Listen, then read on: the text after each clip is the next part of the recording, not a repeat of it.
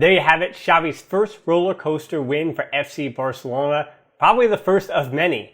It was a 0-0 but nervy 0-0 in that first half, and then it turns into a pretty wild finish, but in a good way this time. So let's talk about it. Barcelona's 3-1 victory over Villarreal. Here are the 5 headlines. 1. Full 90 minutes. This game easily could have ended 1-1. But as much as I harp on the X's and O's, you gotta give respect to your opponents sometimes. Unai Emery is a good coach, and Villarreal were coming off a disappointing, and I think a result where they were embarrassed by Manchester United, and they were also at home. They had so much that they were fighting for, including in front of their own fans that were disappointed in what they've seen from them lately. But as the game continued to open up with the substitutes in that second half, and Chukwueze got the equalizer, I'm really proud of the resiliency that FC Barcelona showed in not giving up this time around. I hope it's a long-term thing, because if there was one thing that I would want to change from maybe even the last few seasons to Xavi taking charge, is I want a team that is not going to not only hang their heads, that isn't going to be a guaranteed draw if an equalizer is found, and isn't going to lose a match when they go down by a goal or two.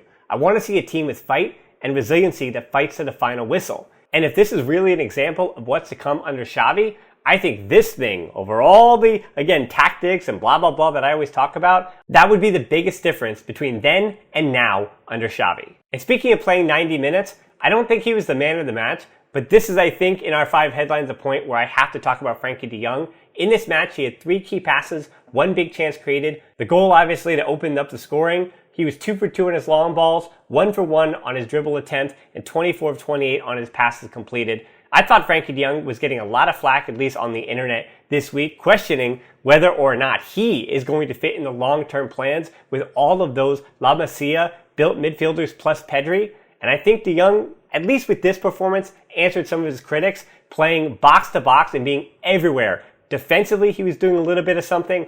Offensively, he was doing a little bit of something, and he covered the middle of that field quite a bit. There's a reason why Dani Parejo barely featured in this match other than some nasty tackles that he got in. So good on you, Frenkie de Jong. 2. Barca's defense can only be so lucky. So Xavi has now conceded as a manager at FC Barcelona, so he doesn't join the other 2 managers, that being Cruyff and Luis Enrique, who kept clean sheets in their first 3 matches. But all that history and yada yada aside, I was a little worried coming in. Villarreal were the only team who had yet to win a penalty in the Liga, and Barcelona were the only who had yet to concede a penalty. And well, Barca could have easily conceded a penalty in that first half through that PK slide. Wasn't a penalty. Well, at least it wasn't called a penalty since his arm was part of his slide. I see the ref's point, but I also wouldn't have been able to complain if the ref called it a penalty. Villarreal will definitely feel unlucky that Barca was a team who got the penalty in this game. But as far as where Barca's actual luck ran out, and maybe the first tactical mistake that I've seen Xavi make this year, was leaving Eric Garcia almost playing as a fullback, man-marking 1v1 against Moy Gomez on that right wing. And it was a bit puzzling seeing Eric Garcia, who's been much, much better in recent weeks, kind of being put alone out on that island against an okay winger in the Liga, and so much of what Villarreal were doing was coming down his side. And it's no surprise that Xavi saw that and conceded in the second half to switch Araujo over to that right side to support Dembele. And Eric Garcia came over to the left before Mingueza came on for Jordi Alba, and things got real nasty with a combination of Eric Garcia and Oscar Mingueza. So Eric Garcia, always a reminder too that he's a very young player. He's going to have bad performances, which this one was, but fortunately for him, he is next to Ronald Araujo, and that is where, for as unlucky as Barcelona were with Eric Garcia having a bad performance, they were real lucky in that first half and continued for 90 minutes with Ron Araujo, who is another player who has an argument for man of the match. Araujo in this one, here are the stats, goodness. 7 ball recoveries, won all 5 of his duels, 5 clearances, 2 interceptions, and didn't commit a single foul. Other than the shot that went wide by Danjuma, Araujo was everywhere he needed to be again. And behind Araujo, on the rare times when he couldn't be the hero, Ter Stegen was also making some stops. It's a bit early, it's only been 2, 3, maybe even 4 matches, but Ter Stegen has had some pretty good saves and has looked good lately. And I should mention too, while it doesn't fit in this defense category, it was Ter Stegen's long ball to Memphis that got that second goal and the go-ahead goal in this game. That pass in particular is something to keep an eye on as we go forward in the season. 3. Memphis redemption. This was feeling like it was a similar story that we saw in the Champions League throughout that first half.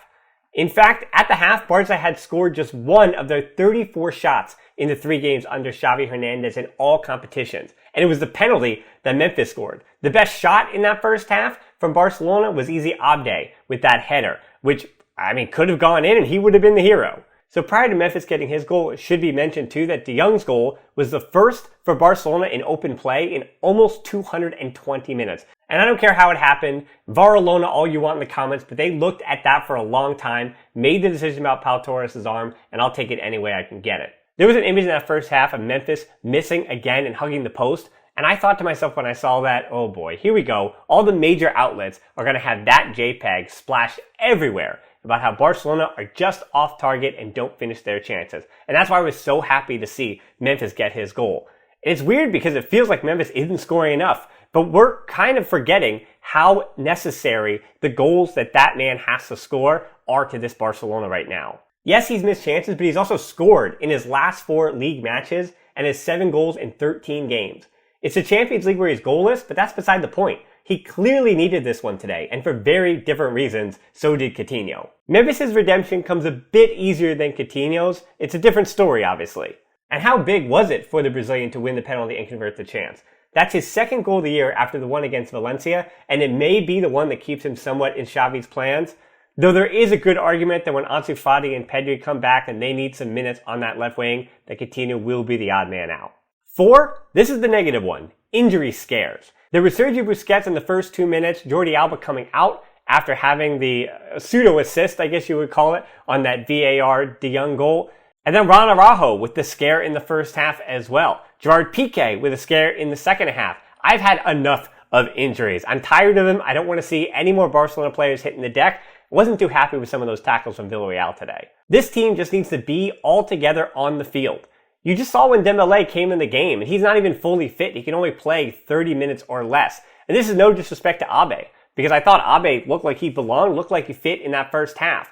But he just doesn't create enough of those chances, and his crosses just aren't accurate enough. But Dembélé commands so much attention from that back line. He's always pulling a second or third defender. And even if the finishing product or the end product isn't going to be exactly what we want it to be from Dembélé, the space he creates for his teammates is an argument as to why Barcelona got their second and third goals in this game, to be honest with you. And number 5 is the climb. From 11th to 9th to 7th, which is still where Barcelona are after this match. They remain in 7th place. That's beside the point. They pick up the 3 points when they needed it, and now it's against 6th place Real Betis next weekend, and they've got just 1 point on FC Barcelona.